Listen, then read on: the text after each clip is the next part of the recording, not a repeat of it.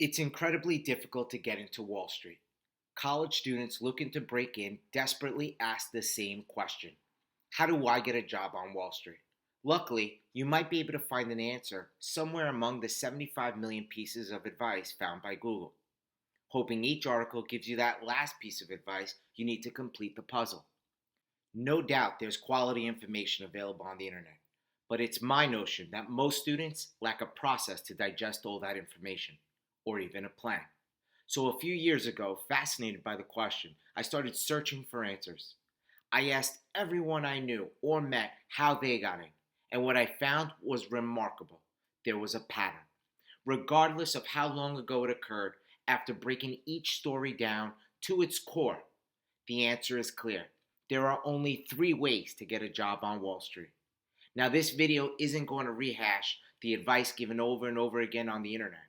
With pages and pages of information pulling you in different directions, it's difficult for anyone to maintain focus, making an already difficult road to success seem almost impossible.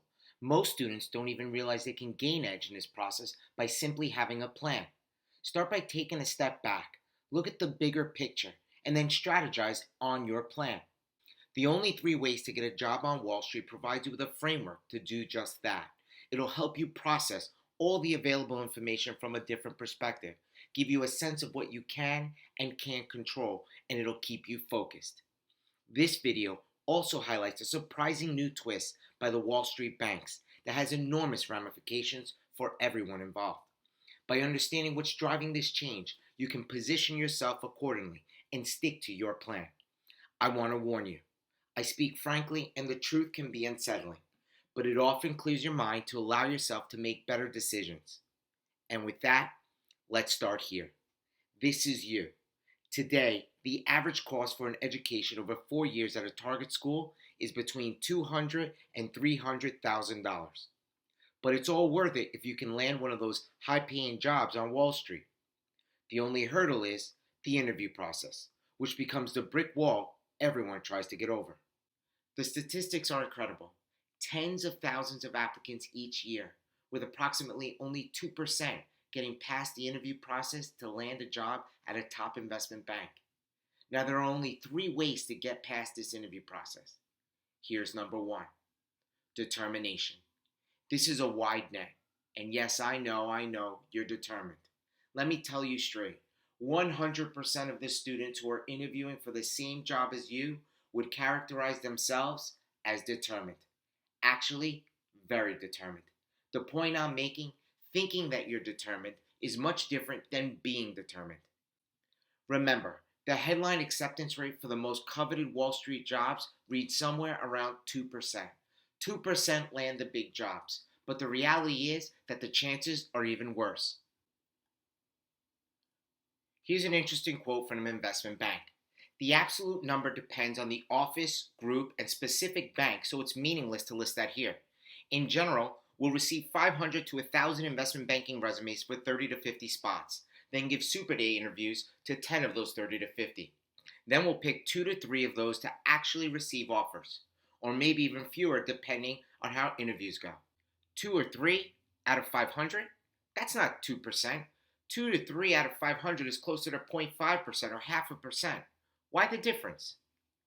Generally, the 2% acceptance rate takes into account the summer interns who are offered full-time jobs, and friends and families of employees, clients, and potential clients.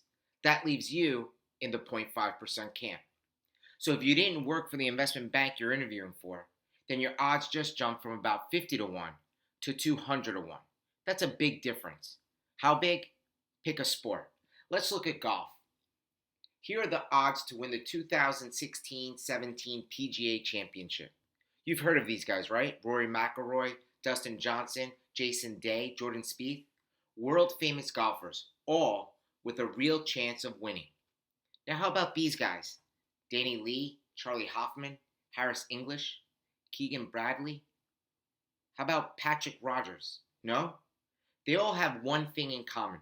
They're 200 to 1 underdogs with little chance of winning. Let's just say people aren't running to bet money on these guys anytime soon. The dictionary defines determination as the quality that makes you continue trying to do or achieve something that is difficult. No doubt, getting a job on Wall Street is difficult. And yes, you already acknowledged that you're determined. But how do you prove to others that you're determined? Making it to a target school? Definitely.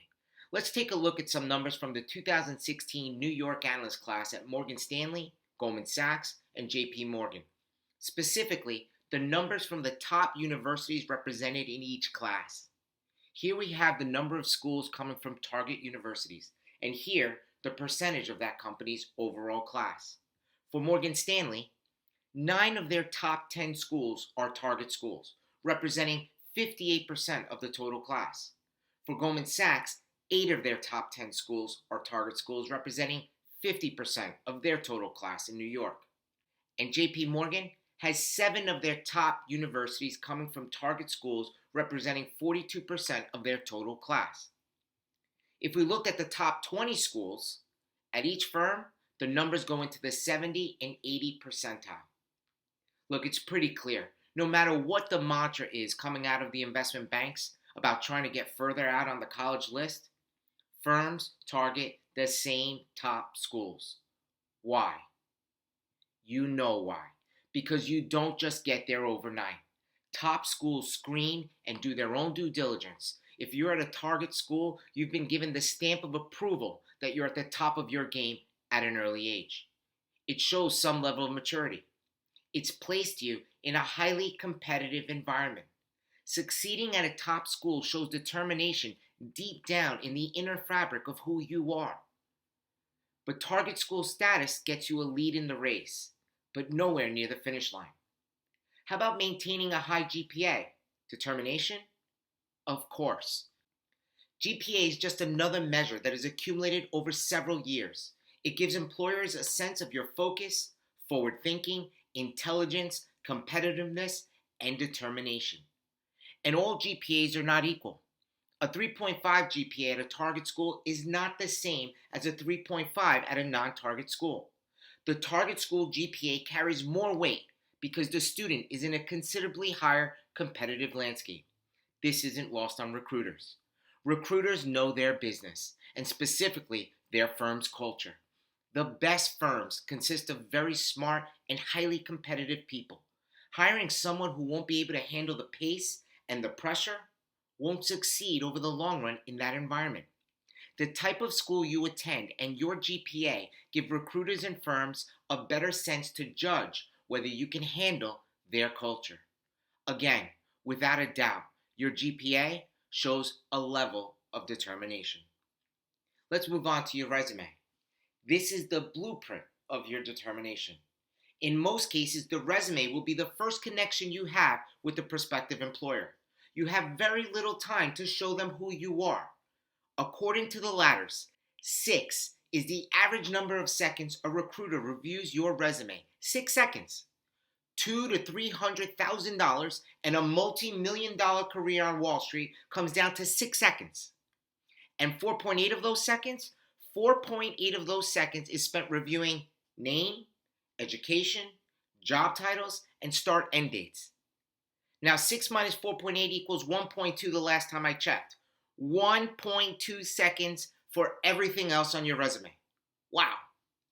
Now, once you've made it to the interview process, the resume takes on a whole new role. It becomes the interviewer's guide to you. The interviewer has to be able to navigate your resume with ease to get a sense of your story. Several questions will come directly from your resume, so know your resume cold. And get ready to go into a deeper discussion on what you write.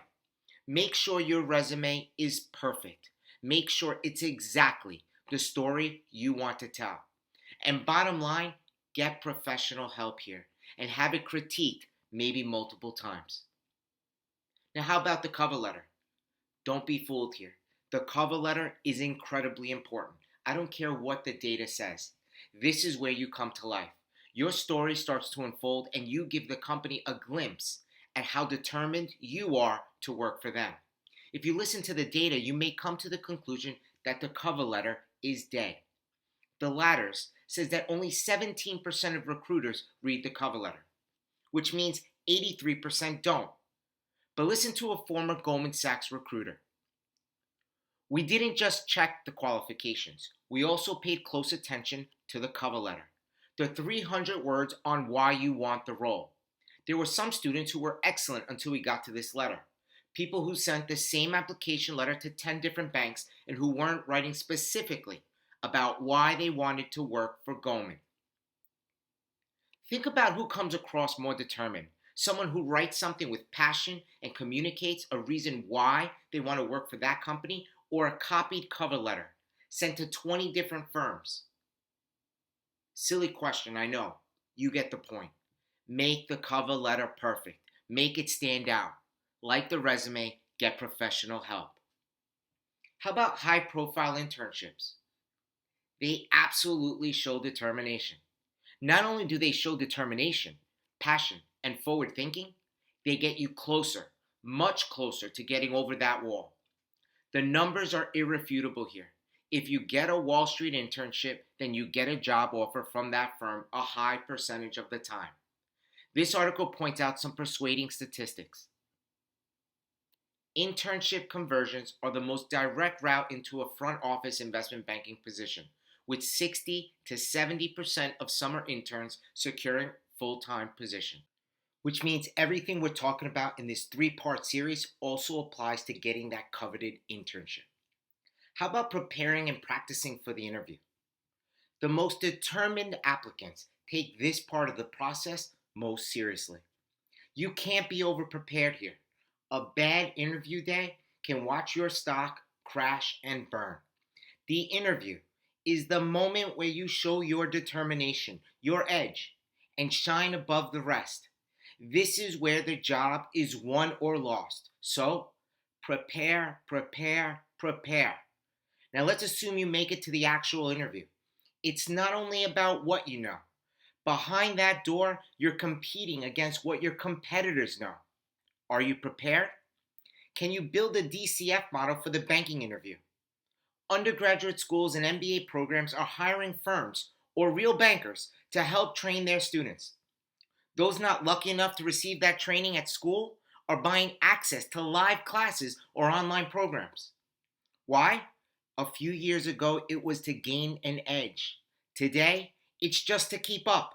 It's become the standard. And how about product knowledge for a capital markets interview? You should know the basics of each here: equities, bonds, commodities, and foreign currencies. And what about options?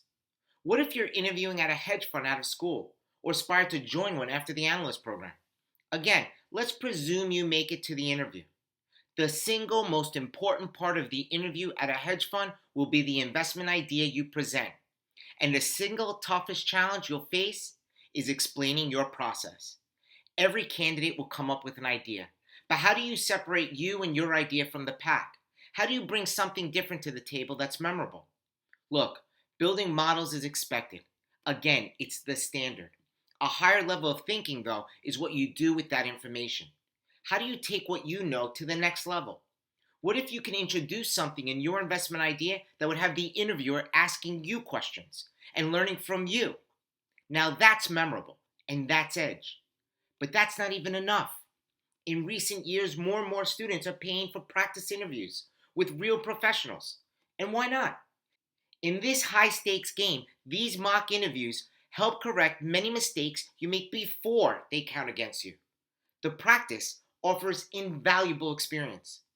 Even the most qualified candidates meticulously prepare and practice for the interview. But your goal isn't to meet expectations. You want to far exceed them. Why? Because it validates determination and hard work to your prospective employer, and because it makes you stand out against the competition. Have you ever heard this advice? If you and another person are getting chased by a bear, then you don't have to outrun the bear. You have to outrun the other person. Today, your competition is running faster, much faster. They're getting that extra training and advice needed to acquire edge, which helps them shine throughout the process, especially in the interview. But what's the cost of all this professional help with resumes, cover letters, mock interviews, and training? $4,000 should get you the top training, essentially the cost of another university class. My only advice is simple: get comfortable with the style of teaching offered so you can absorb the most from the experience. What I hear the most is, but I don't have the money. Get some. This is the big leagues. We're not talking about interviewing for a job at the local pizzeria. We're talking about a potentially life changing moment for you. Treat it as such.